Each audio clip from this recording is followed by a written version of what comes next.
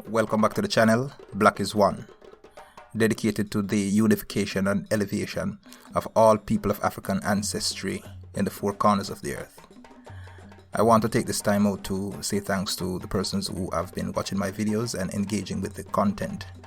I appreciate it very much. It makes me feel good. It makes me feel like I'm not wasting my time doing these videos. Now with that said, let me get into this video. You see, we are living in some very interesting and revealing times. The social media era and the internet can be classified as the dispensation of revelation.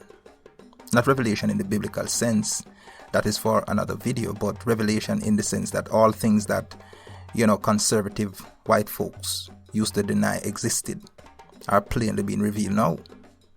Even some of us black people used to deny these things, especially those of the privileged class who don't want you to bring up this black versus white quote-unquote nonsense to upset white folks, which could blight their chances of assimilating into their society.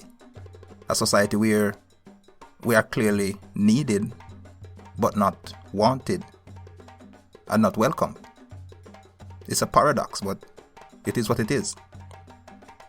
Now I'm going to address three of the biggest incidents that took place in the last 3 years that should reveal to even the blindest of us, black people, that we need to come together as a race for our collective survival and salvation. Now these three events are the murder of George Floyd, the COVID-19 pandemic, and the present war that is going on in Ukraine. These incidents have shown to us that our survival is not their prerogative, and nothing is wrong with that. You know whose prerogative our survival is supposed to be? Ours. What am I talking about? You see, there were some black and white people who used to deny that racism existed. When black people tried to explain that they were being retarded in the society, victimized, profiled, targeted by law enforcement because of the color of their skin, they were told that they were just pulling the race card. In other words, they were just finding excuses and being nagging. Even some middle class or what I call exceptional blacks who are less affected by the racism would use their relative success to silence and shame other blacks who speak out on these things. They would find the weirdest logic to prove that racism is a relic of the past and that all black people have equal opportunity like any white person to achieve his or her fullest potential. So it means therefore that our position at the lowest mark on every important index in the society, life expectancy, income, wealth, happiness, poverty, imprisonment, housing, we are where we are because black people are lazy and stupid. Then came the George Floyd incident. Nations reacted, black, white, Hispanic, Indians, everybody. And all of a sudden, every news channel, every commentator, every big business, every government agency in every country where black people are, were acknowledging systemic racism. What is the lesson from this George Floyd tragedy?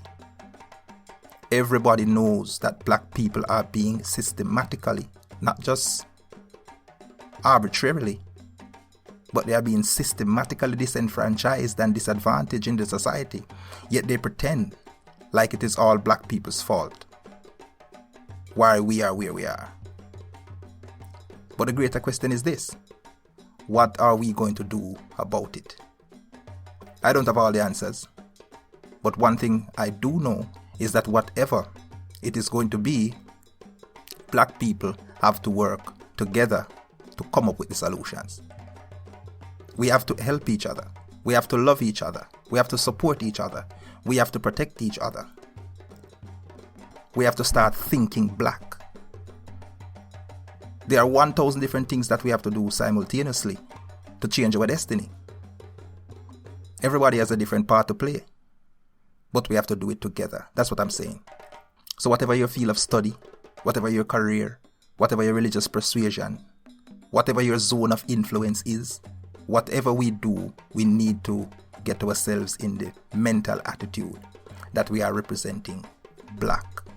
The COVID-19 pandemic was also a part of the Great Revelation. Many things happened in the pandemic.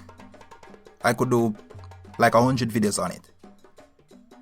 But in the context of this video, this is what I want us to remember. Try to remember what happened when the first vaccines started to come out. Remember that the rich countries, what they call the global north, aka mostly white Western European countries, bought all of the vaccines for their people, leaving the poorer countries to fend for themselves. The head of the World Health Organization, who happens to be an Ethiopian, had to plead with them to assist the poorer countries.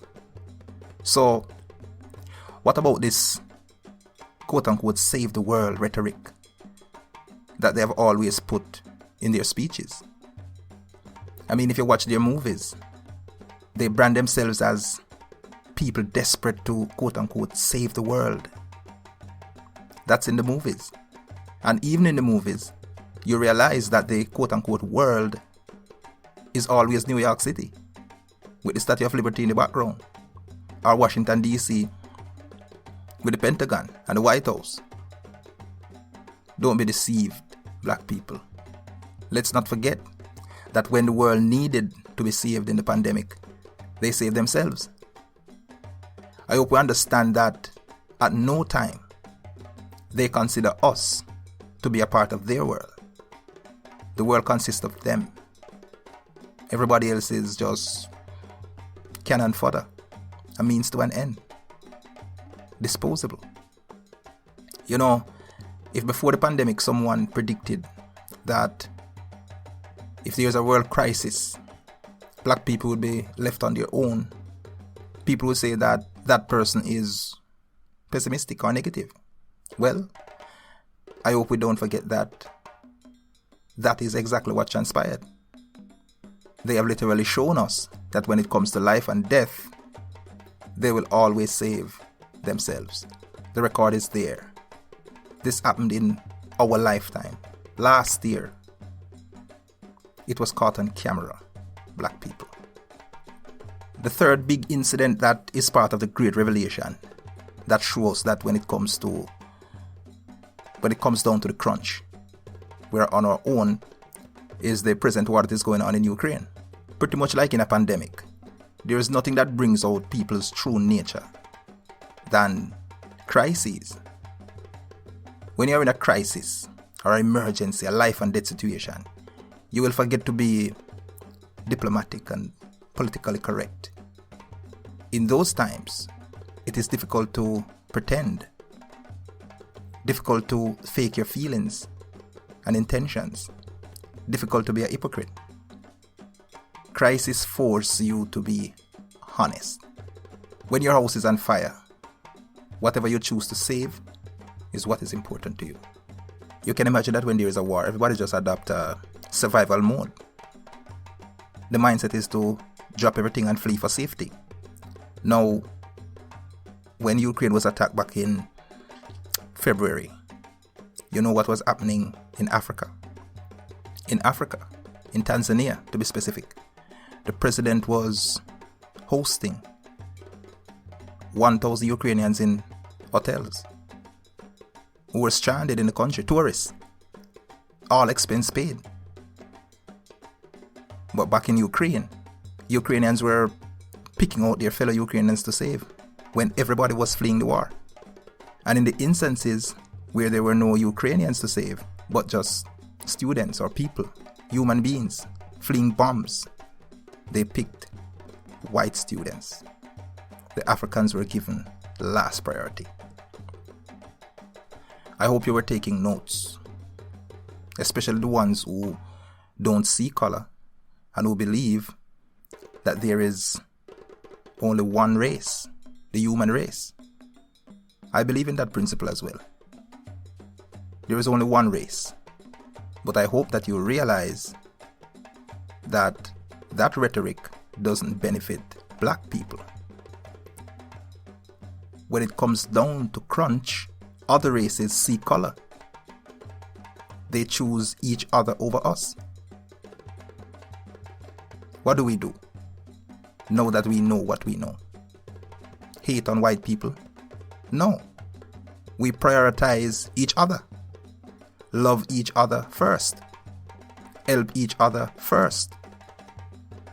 Because at the end of the day, when we give our best to others and no one give anything to us, I want somebody to explain to me how that benefits us. How does that make sense? We will always have less if we share what we have in half and they keep all that they have for themselves. The moral of the story is this: keep these things, these revelations, these facts of history, these experiences. Keep these things fresh in your minds, black people. Not to hold a grudge, but as a motivator, as a justification. To have our own, to help our own, to love our own, to prioritize our own. You see, when I see black people, I see my brothers and sisters and aunts and mothers and cousins. Don't be afraid to look out for your sisters and brothers and cousins. Because in this part of the world, no one else will. I am saying to make it black culture to care for each other. That is what I'm talking about. So until my next video, remember to like the content, share, subscribe to the channel, turn on your notifications so that you're notified whenever I upload a new video. And go out there and represent black. Be black without apology. Take care of each other. Think black.